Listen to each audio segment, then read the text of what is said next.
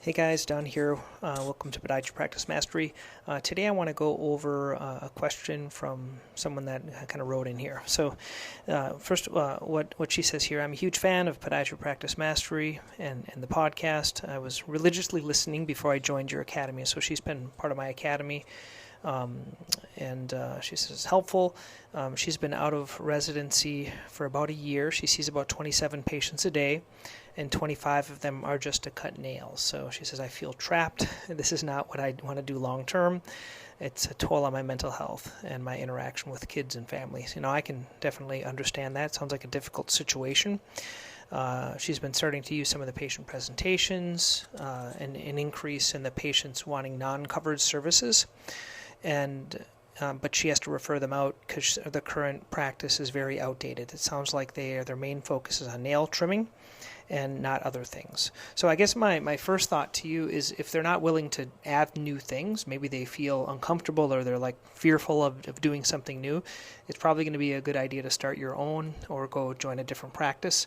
Maybe go there and save up some money depending on how they're paying you. Okay, but you can even practice these things with them. But you had a few questions here. So some of the questions, and I'm going to kind of go through some of these. So number one was for startup costs. I want to incorporate ultrasound, orthotic dispensing, shockwave therapy in my future practice, and I'm working on a business plan. What brands would you recommend, and roughly how much are they, so I can prepare my budget? Well, every company has a different kind of pricing point. But when you're looking to start out, if I could pick one thing to do, so certainly the cheapest one would be orthotics, right? Because all you would need is an orthotic scanner, which I think is, even if you could buy supplies, I think scanning is a little bit easier. Some people still believe in plaster casting, but it just makes it a lot easier. And so there's really no upfront cost, so it's probably going to be really easy for you to do that. And some labs will even allow you give you the scanner depending on how many pairs that you do. Okay, if not, you just get your own iPad and a structure scanner. It's called like a 3D scanner. I'm a big advocate of ultrasound. We used 2020 imaging, and we used one that they recommended that would connect with our digital x-rays and our digital ultrasound. So when you do the ultrasound scan, it automatically pulls it into your PACS system, and then you can kind of do it, you can bill it, and within your EMR you're going to have to develop a template. So all of these you can find if you go to my templates. If you haven't got these, podiatrypracticemastery.com/EMR, and there's another one /ultrasound, and both of these have information on ultrasounds, also information about EMRs that are all right there. In terms of price point, we have two of them. They're $25,000 each, and I think it's a good investment. I would not go cheap, especially if you want to do a lot of ultrasounds. I think most days I do maybe, 3 to 4 ultrasounds a day. So that's number one, would be the ultrasound. You asked about shockwave. If you've been listening to my stuff, I'm a big believer in shockwave. We use the Storz Medical for ours, and so we have the I think it's the M100, which is the radial machine, which is usually $20,000 to $30,000. And then we have the dual lith, which is the focused shockwave, which is between $50,000 and $80,000. It really depends on what your rep will give you for a price. I suggest starting out with the cheaper one so you can get used to doing it, because it can work for the majority of things that you need to do for a lot less, and then you can buy the focused one next once you get used to doing it. So the radial, you could charge $200 a treatment, usually doing between 3 and 6 treatments. And then the focused, you would charge a little bit more, but it's better for bony pathology. So that's how I would do that in terms of the shockwave machines. Orthotics, you don't have to buy anything. I would not do one of the orthotic printers, things like that. I would just find a good company. We used Forward Motion, but you could use any other company that you want. So that, in terms of starting up costs, those would be the costs for that. Ultrasound is an absolute must, especially if you're going to do shockwave, because it's the ultrasound that really sells my shockwave all the time. You asked about resources. Question number 2, what's the best way to get really good at ultrasound and shockwave? Any courses or resources? Now, I am going to this American Society of Shockwave coming up, or probably by the time you're listening to this, it'll be done. That's a new society that's here in the U.S., but I've also been to the Curomedics training. I've gone to that, I think, 3 or 4 times.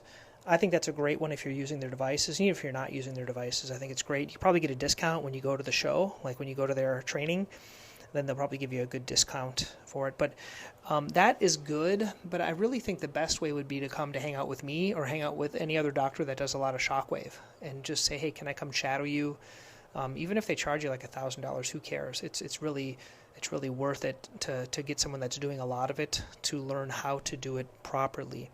That's what I would do. I would like come and go to a place, like if I'm doing 5 or 6 of them, then I can train you how to do it, how to set it up. You can video it, and then you can get your templates. I also have a lot of templates on my my wiki, I call it, my Wikipedia type of thing for podiatry. And the ones for shockwave, I think it's podiatrypracticemastery.com/shockwave, and you can get all of my resources there, kind of all my numbers that I use, but you can get the numbers like what you would do for settings, but it's really better to shadow someone that's doing it so you can learn actually in their hands how they use it. I think so the key would be to go to one of the courses. I usually go to the Curomedics one in Boston every year, and then I'm going to this other one to see out this American Academy, the American Society of Shockwave Therapy. So those are the resources that I would do. And for ultrasound and for shockwave, to get better, once you shadow someone, I know for 2020 they use Dr. Marty. He teaches you. But then really what I do is I either just give it away for free and do it on everyone, or just practice on everyone, normal pathology, abnormal pathology, just do it on everyone, just have it in the room. Not even put their information in the ultrasound, just do it just to practice. So I would do that on every single person. And then when I started to do it, instead of charging $100, I charged $50. Do that for, let's say, I'll do it for 2 months, and then after that, bring up to the normal price. And then the next thing about shockwave, same thing as well. What we did is we had the initial, let's say, initial 3 months, right? You could do, let's say, for 3 months, we're going to do, initial price would be $100 for shockwave, and just do it on everyone. And then bring it down from there, or bring it up from there, I'm sorry, in terms of pricing. That's what I would do, just to get practice, and do it on everyone. Do it on, have it on staff, practice it on staff, practice it on yourself, things like that. Next thing you asked me about was EMR systems. I heard that you're switching to ModMed. Were you able to transfer all your notes and procedure templates and everything? I'm still in the process of doing that. We have them all in Google Docs, so if you get my EMR stuff, you can see them. They're all right there, and we just kind of copy and paste them. I think ModMed is more cost-effective. I think it's more cost-effective probably as a solo practitioner, only because Athena tends to be for bigger groups, and they charge a higher percentage. So the percentage might go up, might be upwards of 8%. Let me just tell my scribe here 1 second here. Raleigh, just give me 1 sec. Would be upward on 8% for that as a single doctor. I'm not sure about the ModMed pricing. You'd have to talk to them. There's a lot of other ones that are out there. We just found that ModMed, for our size of a practice and how much cash, it worked better for us to do it that way. You also asked about orthotic issues. What do you do for orthotics when a patient comes back saying their custom orthotics don't work and making their feet hurt more? How do you handle that? Now, this takes finesse and this takes practice. A lot of it has to do with the types of shoes they're wearing it in. A lot of it has to do with orthotic expectations, and a lot of it has to be based on the type of orthotic that you're making. I tweak my orthotics very little. Once I have a good orthotic that I make from forward motion, I don't do many changes, and they tend to work well for my patients. Some of the complaints I have is how hard they are. I used to use more like a leather Noghide top cover. Now I use more of a Spenco type of top cover. I also tend to have complaints due to the height of the arch. The arch is too high, and I make modifications. I have a 6-week follow-up on all my orthotics, and if they're really, really uncomfortable, the most common thing is dropping down the arch or kind of guiding them towards the right shoe. But if they're not pleased, many times I will just refund them for the orthotic or the part of the orthotic. For example, I charge $600, and so if let's say the orthotic costs $100, I might just refund them $500. They're usually okay with that. I do not do a lot of refunds, and I don't do a lot of modifications. Okay. Imaging equipment, I'm planning on doing more office-based procedures, and I was wondering, does it make more sense to invest in a mini fluoro instead of a stationary X-ray? In my opinion, in private practice, we use a lot of x-rays, so I think your practice will use a lot of x-rays. If you're doing a lot of surgery, a lot of x-rays. So my opinion, I do not do a lot of in-office surgery where I need fluoro, but I would say you need a regular PAC system, and then you can add fluoro if you do a lot of office procedures in the office. I would start with the regular one that you're going to use all the time for your whole career, and get a very good PAC system, ultrasound system, and then you could add fluoro if you're doing a lot of surgical procedures. I think some of the initial surgical procedures might be simpler ones where you might not need a big C-arm, but if you start to do like in-office bunions and things like that, where you're going to need the C-arm, I would recommend getting one of those that will go into your PAC system as well.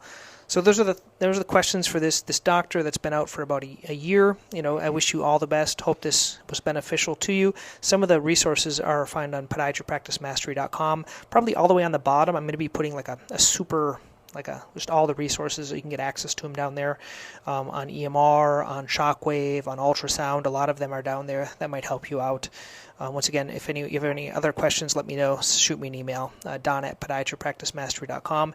And if you as well want to do my audit, like you or those that are listening, I do have an audit online where you can fill it out, and I'll kind of record a podcast, or we'll get on a phone call and we'll go over it to see how we can help you practice. Podiatrypracticemastery.com/audit.